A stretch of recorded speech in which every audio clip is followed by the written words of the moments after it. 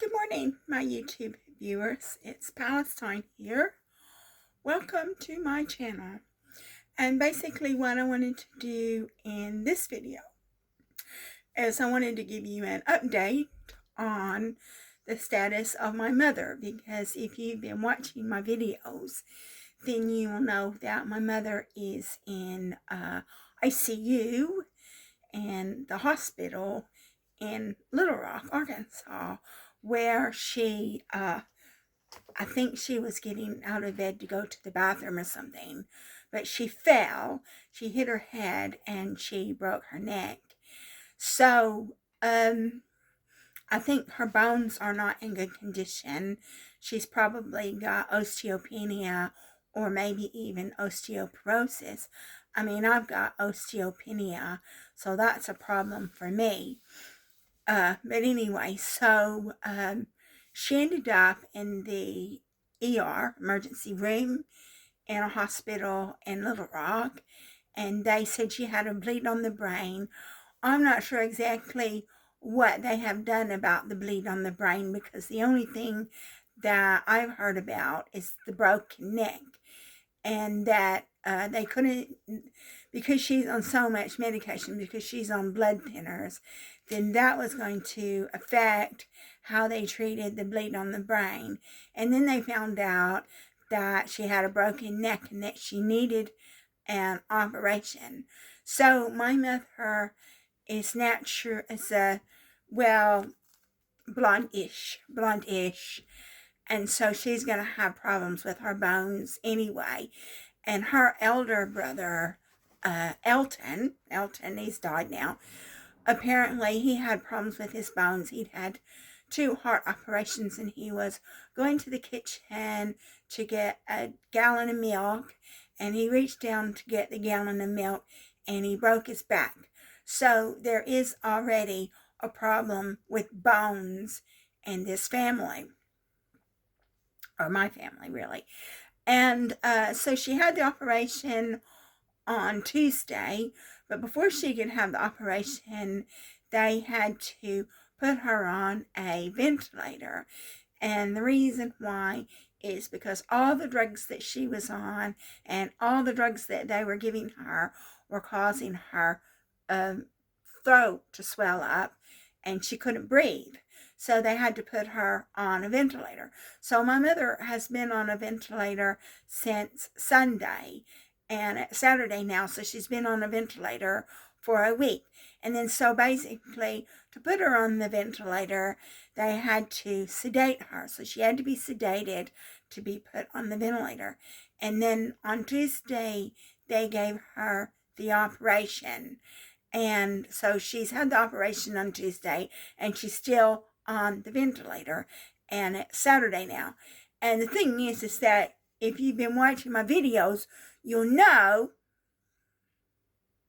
that my family's part of a messaging group. And you know who wasn't invited to join this messaging group? Me. They didn't invite me. They didn't give me even a second thought. They didn't think that maybe I might want to be a part of this messaging group. And so basically what they're doing is they're just relying on my sister to update me. But they don't consider that I might be upset that I've been excluded from this messaging group.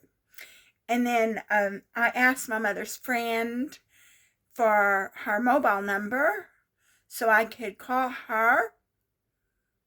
She never replied to my message, and I don't want to. My sister gave me the mobile number. I'd have to go back and look at it, but I don't want to use the mobile number. I haven't even put the mobile number in my contacts, and the reason why is because I don't want her to get mad at my sister for giving me her personal details.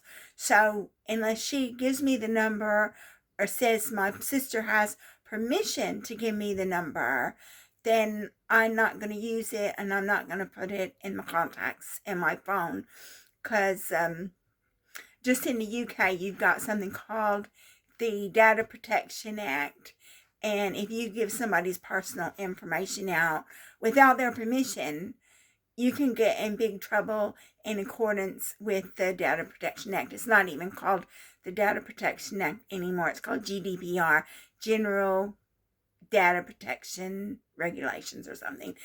But so, yeah, so going back to this message group that I'm excluded from, I found out that my mother's friend, because she's on the list of people that can get updates, went to see my mom, or she phoned the nurse. She said she was really busy, so she couldn't go see her, but she phoned the nurse, and I think the nurse said she was doing okay, but they were giving her pain medication.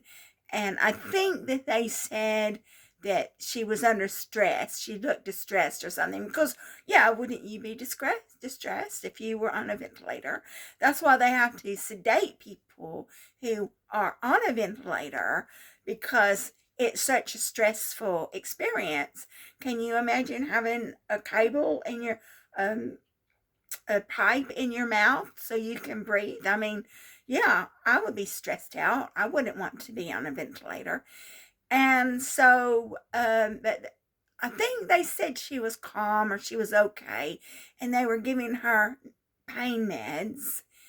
And I think in one situation, I think she didn't like being on the ventilator. I wouldn't like being on a ventilator.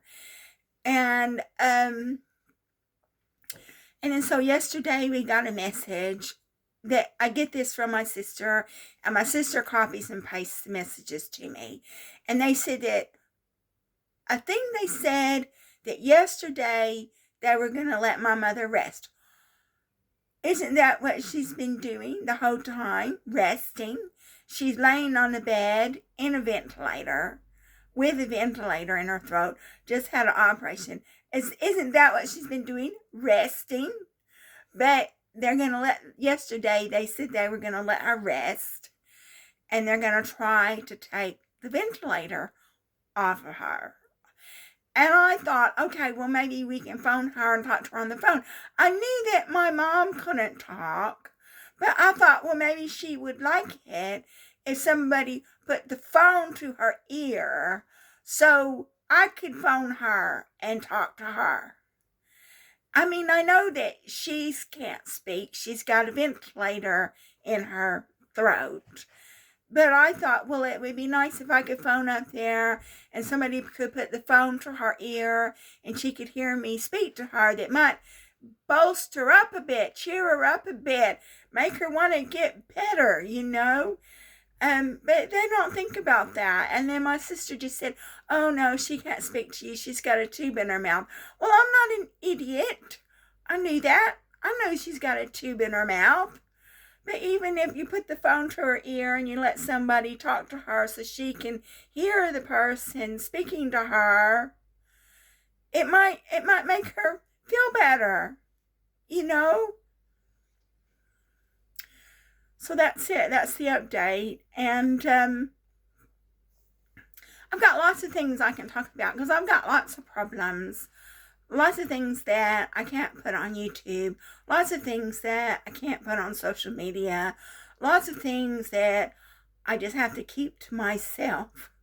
But I have lots of things that I can talk about. So really, my mom, even though my mom isn't a good mother, she wasn't a good mother, she never was a good mother, I'm still concerned about her welfare. And, you know, I even was crying the other day, but you know, most people don't think so, but I was, you know. And lots I can talk about. But that's what I'm talking about today, the update on my mother. And then hopefully when my mother recovers, then I can talk about other things. So that's it for this video. Thank you so much for watching my video. The point of the video is they let my mother rest yesterday. I thought that's what she was doing the whole time, but they were letting her rest yesterday. She's off sedation. She's no longer on sedation, and they were going to try to remove the ventilator today. So we'll just see how that goes. So thank you for watching my video, taking interest in my life, And if you like my video, please like and subscribe. And I will be making another video for you very soon, because I've got lots that I can talk about and even more that I can't talk about. So see you soon.